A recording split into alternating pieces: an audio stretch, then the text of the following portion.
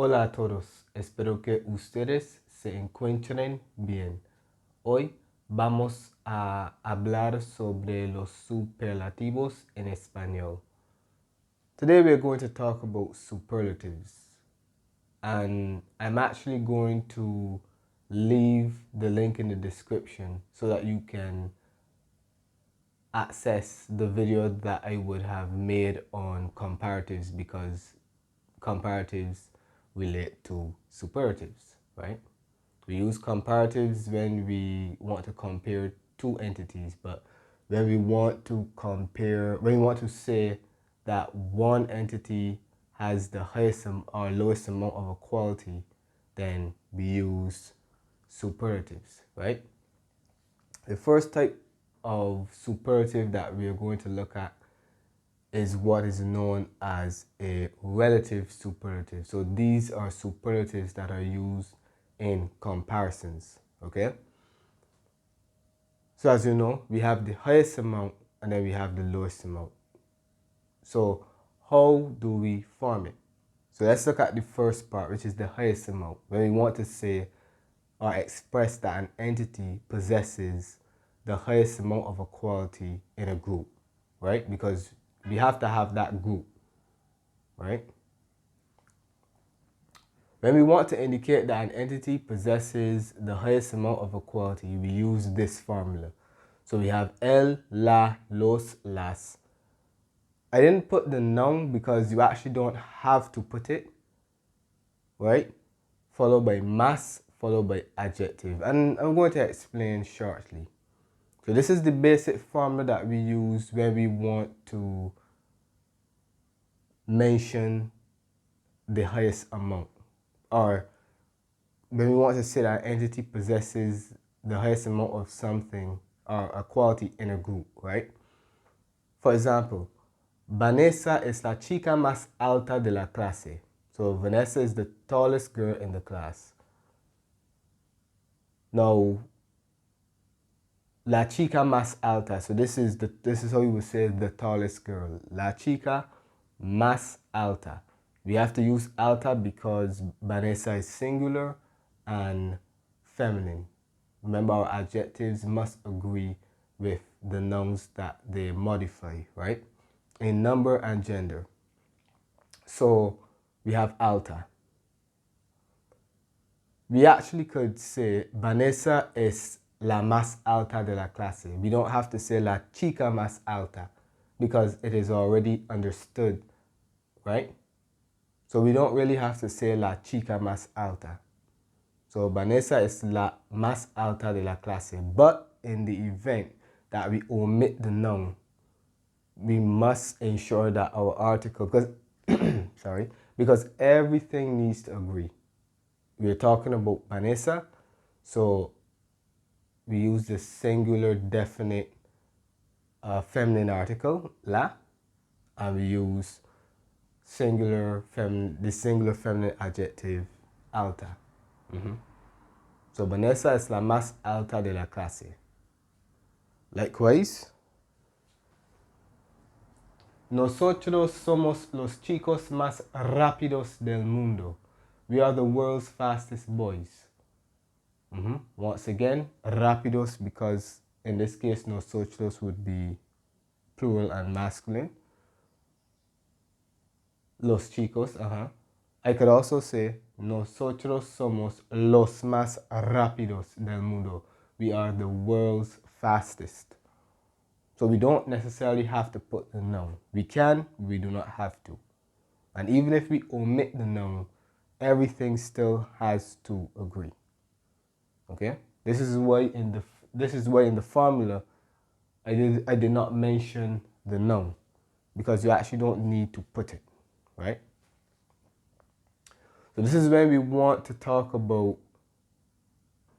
an entity having the highest amount of equality in a group. And as you see at the end, we have the group here. De la clase, this is the group, and del mundo, the world, right? I could take it one step further and say that you don't necessarily have to, if it is already understood what the larger group is, then you do not really need to write the group You don't really have to write the group as you don't even have to write the group either, right? Vanessa es la chica, Vanessa es la más alta. Vanessa is the tallest. We don't have to put the noun, girl, or we don't have to put the class as the larger group. It is implied through context that we're talking about the class, right? But that's just some extra information, right?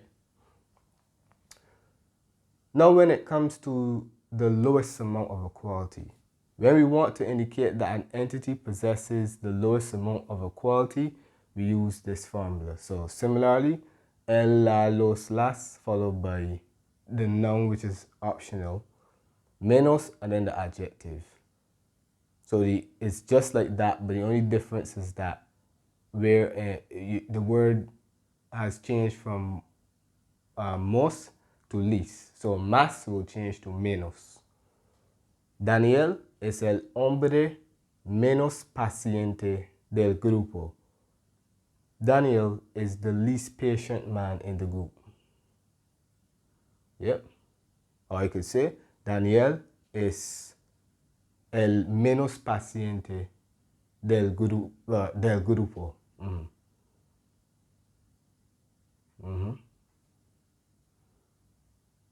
That's right.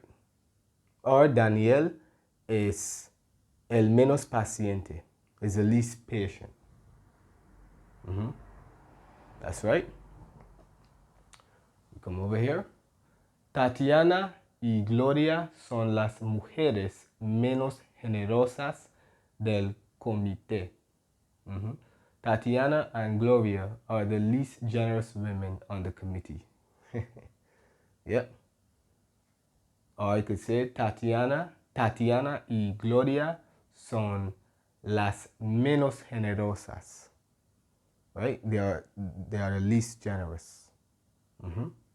Because like I said, committee and mujeres would be implied through context. Right?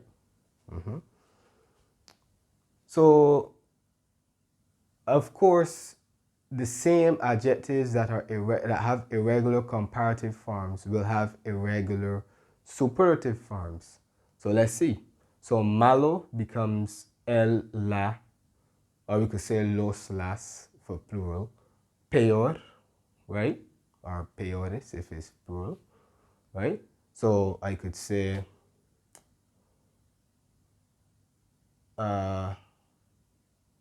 este bocadillo es el peor que he comido. This burger is the worst that I have eaten. Or I could say es el peor, sí, es el peor bocadillo que he comido. It is the worst burger that I have eaten, right? Bueno becomes el, la mejor, right? Somos los mejores velocistas del mundo. We are the best sprinters in the world. Viejo becomes el or la mayor. Tom es el chico mayor de la clase. Tom is the oldest boy in the class. Or as we know, we can say, Tom es el mayor de la clase. And finally, joven, el o la menor. Susana es la menor del grupo. Susana is the youngest in the group. All right. Espero que esta parte haya sido fácil para ustedes. Now we will proceed to absolute superlatives. So we continue. We move on to absolute superlatives. Now, these are not used for comparisons, but they are used to add a degree to a description. Okay, so this is what these are used for. They're just used to add a degree, to add degree to a to an adjective, right? These are going to be used informally for the most part. All right. So there are two ways that we can add degree to an adjective, right? So the first way we can do it is by adding an adverb of degree, which would be muy or extremadamente before the adjective, and that creates a superlative, right? Because you're adding degree to that adjective, right? You're intensifying it, okay? So, este examen es muy fácil. This exam is very easy. I could also say, este examen es extremadamente fácil. It's extremely easy. So, that is the first way that we can create a superlative, by adding muy or extremadamente before the adjective. The second way we can create an absolute superlative is by adding isimo at the end of the adjective, and this will be affected by the gender and number of the adjective, well, of the noun, because adjectives modify nouns, right? So we add isimo if it is singular masculine, isimos if we're talking about a noun that's plural and masculine, isima if it is singular and feminine, and isimas if it is plural and feminine, okay? So la mujer es bellísima. The woman is very beautiful. So that's why it's saying muy bonita, right? And I'm going to explain the fact that the last letter was dropped. I'm going to explain that shortly. Los coches son grandísimos. The cars are very big. In essence, muy grandes. Okay? Now, when it comes to the isimo, when you're adding that to the adjective, if the adjective ends in a vowel, then that vowel is dropped and the corresponding ending is added. So, for example, in bella, which is beautiful, we drop the A because that's a vowel, and then we just add isimo. Well, isima in this case because we're talking about the woman, right? Grande, well, in this case, grande, right? So, gran, you remove, grande is big, so we will remove E, and it will be grandísimos, right? Grandísimos. So you gotta have to remember that. And there's a few other changes that occur. If we have an adjective that ends in Z, such as feliz, that changes to C, and then we add isimo or isima. So felicissimo.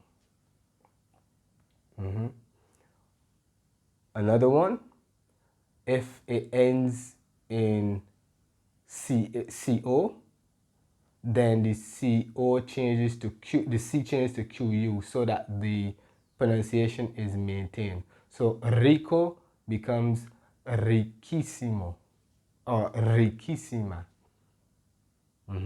And so on and so forth. And if it ends in GO, like largo, that becomes G would change G would change to GU, again to maintain the pronunciation, and it would be larguísimo. So largo would become larguísimo or larguísima, right? So those are just some changes Those are just some changes that you have to be aware of. All right? Yes. Hemos completado la lección. Espero que ustedes hayan disfrutado de esta lección. Muchas gracias por ver mis videos y nos vemos.